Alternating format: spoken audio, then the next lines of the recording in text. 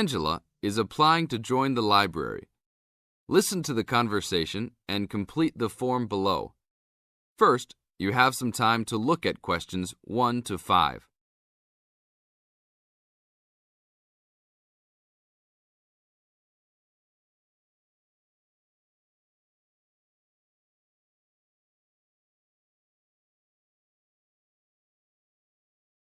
Now we shall begin. You should answer the questions as you listen, because you will never hear the recording a second time. Hello, how can I join the library? Well, you need to make an application. Would you like to do it now? Yes, if I can. One moment and I'll get the form. Now, I just need to ask you a few questions before you sign at the bottom. Okay. Your full name, please. Angela Mary Price. Price? Yes, that's right. Okay, and your address? Apartment 3, 86 Bridge Street, Pimlico. Bridge Street. That's just near here, isn't it? Yes, not very far. Good. So the postcode must be 2065, right? Yes, that's right. Now, your telephone number. I need both home and work if you have them. My home number is 8763-5142, and work is 8456-1307. Do you need anything else like ID or something? Yes, your driver's license will do, if you have one. Right. It's easy to remember. I know it by heart. 4040AC. I'm afraid I'll also need to see it. Okay, here it is. Thanks. And your date of birth, please? 24 March 1981. Okay, thanks. That's the most important part completed. But if you don't mind, I'd also like to ask you a few questions for a survey we're conducting. Yes, that's okay. Now you have some time to read questions 6 to 10.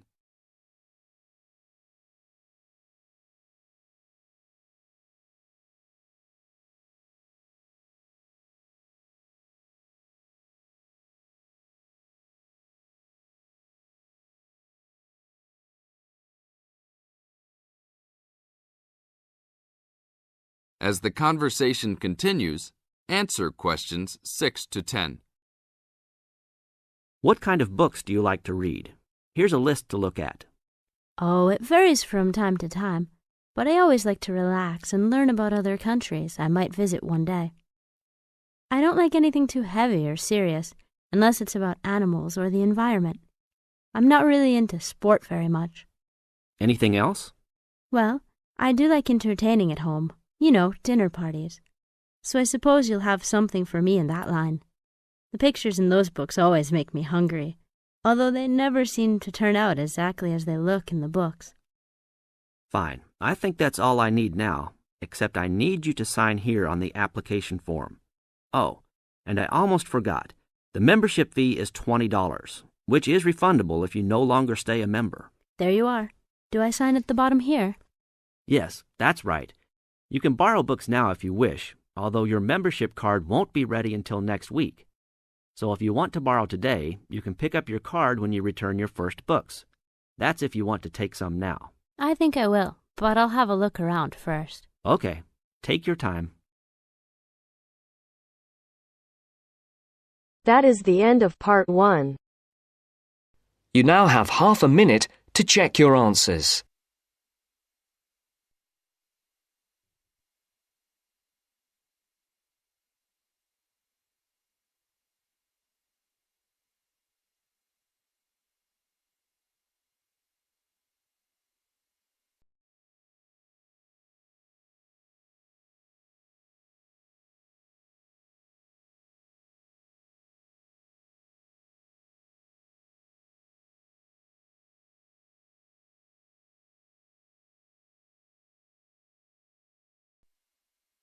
Now turns to part 2. Part 2.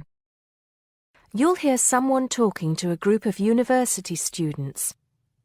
First, you have some time to look at questions 11 to 17.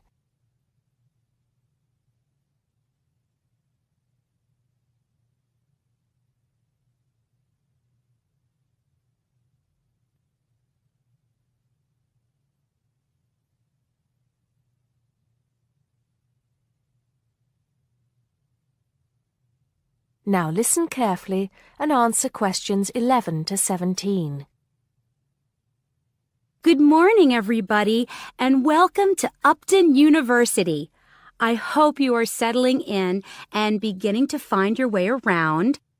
I know how confusing it can be when you start life at university, and that's why we have Freshers Week to help you find your feet. Before I go any further, I should perhaps introduce myself. My name is Sally Jackson, and I am the Secretary of the Students' Union, which has organized this week of events for you. You will usually find me in the office on the first floor of this building when I'm not attending lectures. Anyway, down to business. Of course, there are a few things that you are obliged to get done during your first week here. But once you've opened a bank account, if you haven't got one already, seen your director of studies to discuss which courses you are going to take, and signed up with a doctor, there will be plenty of time left to enjoy the events we have arranged for the week. And have we got a lot lined up for you? Throughout the week from Monday to Friday, every morning starting at 10 a.m., there will be orientation and welfare events. These will include tours of the campus, which, as you have probably noticed, is the size of a small town with 9,000 residential students, as well as sessions on developing study skills. We also have tours of Upton itself arranged for you, with a bus leaving from outside this building every afternoon at 5 o'clock. There are a number of interesting things to do and see in and around Upton, so you can expect visits to the castle and museum as well as the popular Ghost Walk. You'll need to sign up for this one, as numbers are limited. Just put your name on the list on the notice board in the entrance lobby. An important event is scheduled for Monday, that's the day after tomorrow, when we will be holding the academic fair. This is an opportunity for you to speak to students and academic staff about the courses that are on offer. The academic fair starts at 1 o'clock, by the way. There are a couple of other fairs that I think will interest you. First of all, we have the Societies Fair on Tuesday the 16th, which I think is an absolute must. You might not believe it, but the university has over 150 societies and sports clubs you can sign up for, so you are sure to find something of interest to you. That also starts at 1 o'clock, and it will be here in the Union Building. Also in this building is the Trade Fair on Wednesday from 2 until 5 in the afternoon. This one might sound a bit strange because you will find a load of banks and other businesses here trying to get your custom. You will find plenty of bargains and, best of all, a lot of the businesses give away stuff for free. Before you hear the rest of the talk, you have some time to look at questions 18 to 20.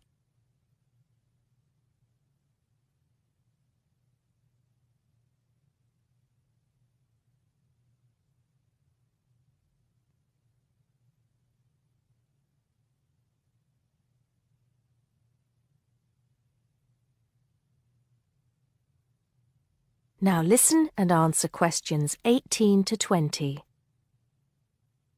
We've also got a great entertainment program lined up for you, starting tonight with our welcoming party. We have a top band lined up for your entertainment, but I'm not allowed to say who they are. All I can say is that I am sure you will not be disappointed. So come along to Blackmore Hall at 9 o'clock this evening to get your university experience off to a flying start. Just one point. I'm afraid this event is limited to freshers only. Because of space restrictions, you can't bring a friend tonight. Sorry about that. There's more fun and games on Monday in the Cotswold Theater here on campus. We have booked two of the cleverest comedians in the country, Paul Frazier and Jenny Brown, for a 3-hour show. Paul has assured us that he and Jenny have packed the show with new material, and as they always get rave reviews for their shows, I think we can look forward to an evening of great entertainment. That's in the Cotswold Theater on Monday evening at 7:30. Moving along a bit, on Thursday there is an important date for your diaries. This is the official Freshers opening ceremony, when the Dean welcomes you to Upton University. So remember, Thursday the 18th from 2:30 to 3:30 in Blackmore Hall. You certainly should go to this one, and by the way, light refreshments will be available. At the end of the week, on Saturday, you have the chance to dress up in your smartest evening wear for the official Freshers' Ball. Actually, although it's called a ball, it is quite a relaxed affair, so we are more than happy if you turn up wearing jeans and a t-shirt. The important thing is to relax and enjoy yourselves. Time and place are the same as for this evening's party. Blackmore Hall from 9 in the evening to 3 o'clock in the morning. Right. I think I've covered the most important and exciting events we have lined up for you, but there will be plenty of other things going on throughout the week, so remember to check the notice board in the entrance lobby regularly. Enjoy the rest of the day, and I look forward to meeting as many of you as possible this evening at the welcoming party. That is the end of part 2. You now have half a minute to check your answers.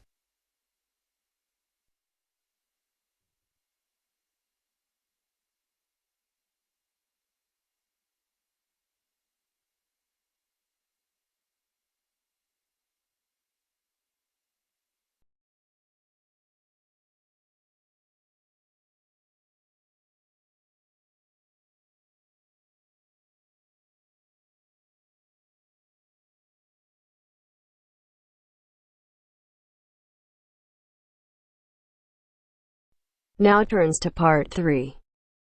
Part 3. You will hear an interview with Professor Green from a local university which enrolls a large number of overseas students in its courses.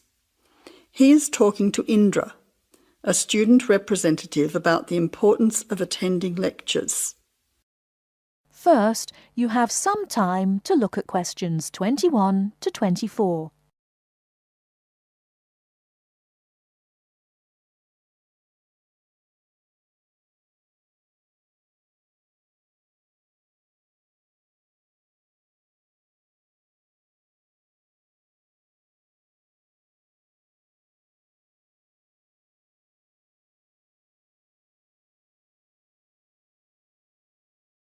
Now, listen carefully and answer questions 21 to 24.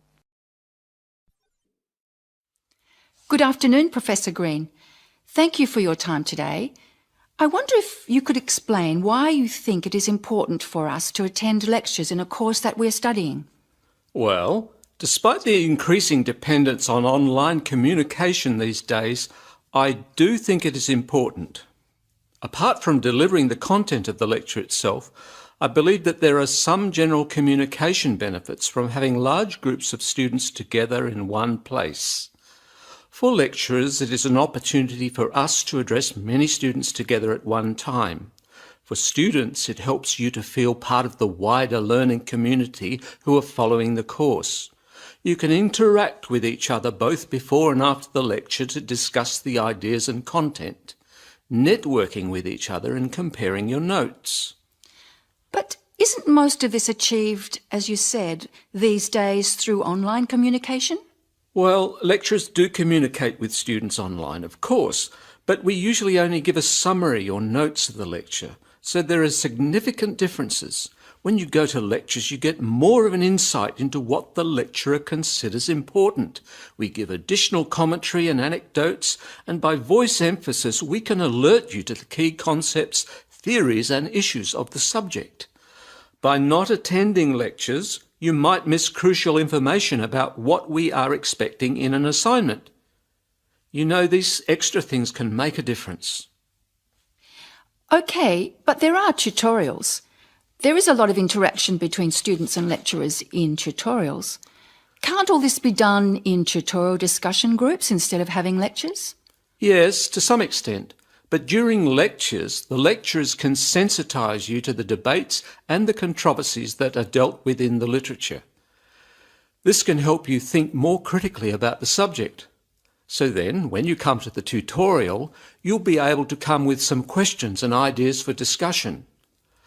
The result of this is that the tutorial class will be more beneficial for everyone who attends.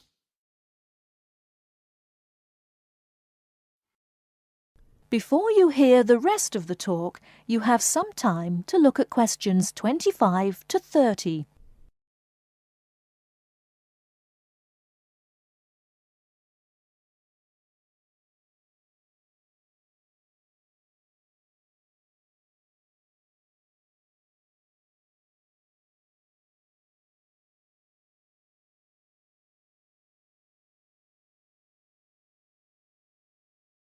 Now listen and answer questions 25 to 30.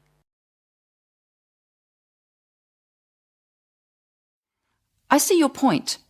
However, surely this also depends on whether students are able to understand and follow the lecture well.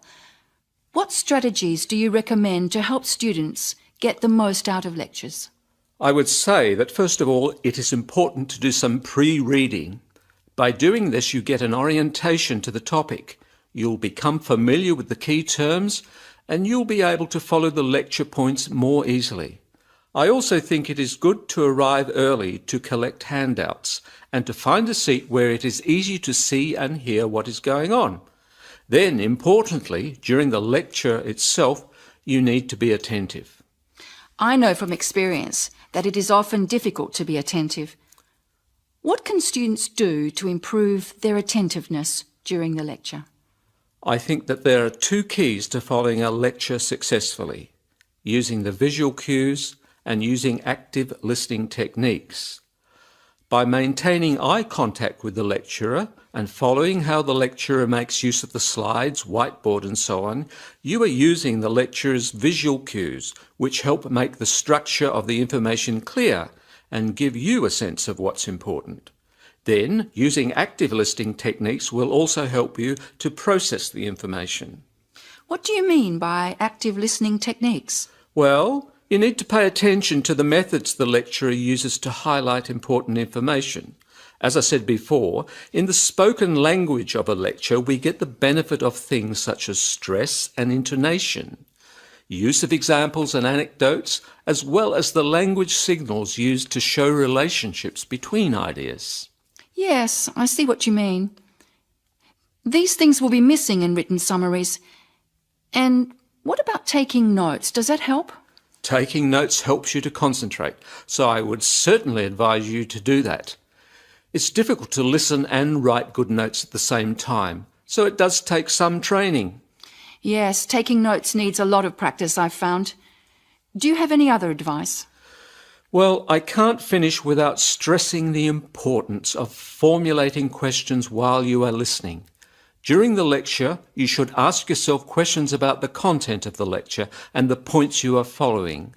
Ask questions like, what are the benefits or problems? What other examples are there? How does it work?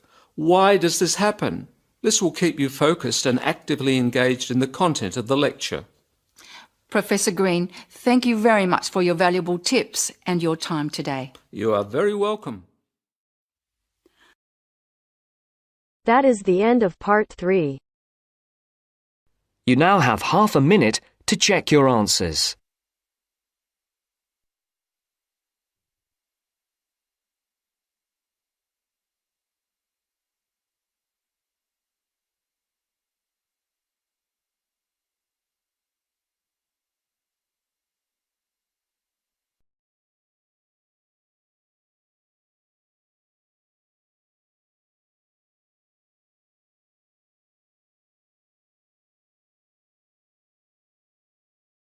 Now turns to part 4. Part 4. You are going to hear a talk given by Jim Allen. He is going to share some of his findings of his research. Now you have some time to look at questions 31 to 40.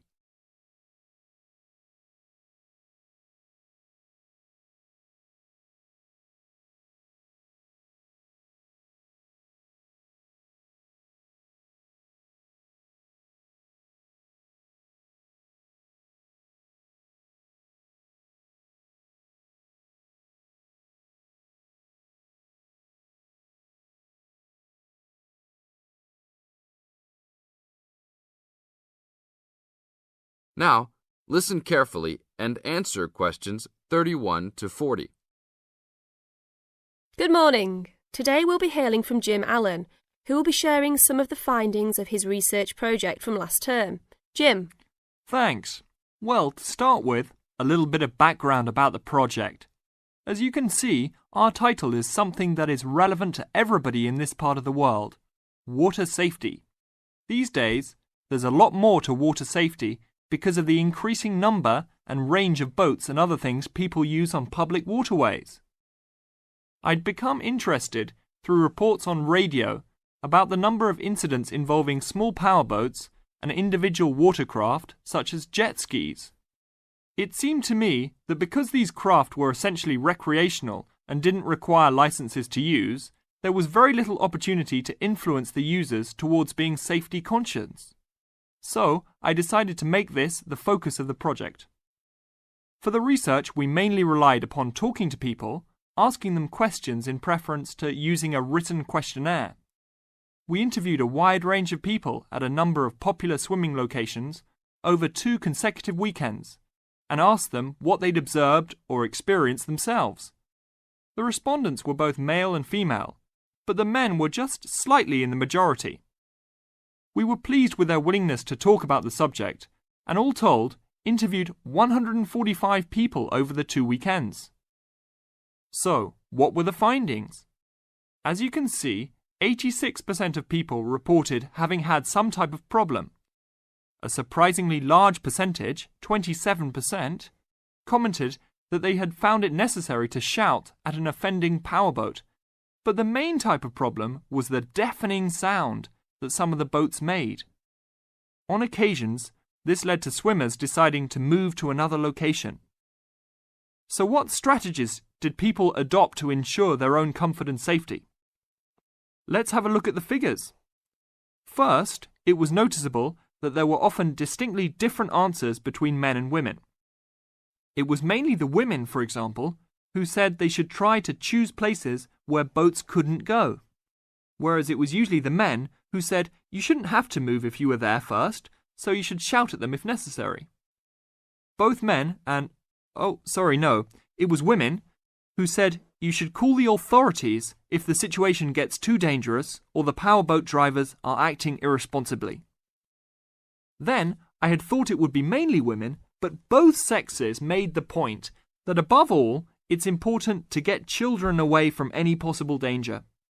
Men were very aware that jet skis could be unpredictable in inexperienced hands. They also made the point that it's much safer to have your car nearby and clearly visible to any watercraft if you're swimming in a relatively remote spot. Finally, wearing visible clothing, men didn't think it was quite as important as women, but both gave it a high safety rating. When we asked them what they thought the government should do to help solve the problem,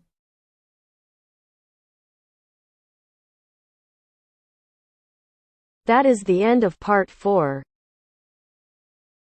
You now have half a minute to check your answers.